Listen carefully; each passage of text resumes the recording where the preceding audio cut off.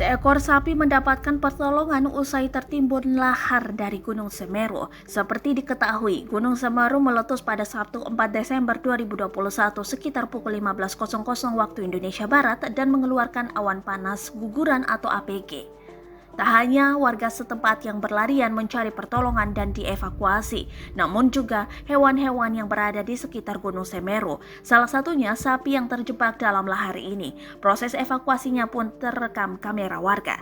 Terlihat dalam video yang diunggah akun Instagram @fakta.indo, seekor sapi sudah tertanam lahar seluruh tubuhnya. Hanya tersisa bagian kepala saja. Sapi tersebut diketahui merupakan hewan ternak warga setempat yang terjebak aliran lahar hujan Gunung Semeru di kawasan Candi Puro, Lumajang, Jawa Timur. Sapi itu lalu diberi makanan rumput sebelum dievakuasi. Pada keterangan unggahan dituliskan proses evakuasi dilakukan oleh relawan bersama warga. Untungnya, sapi tersebut berhasil diselamatkan.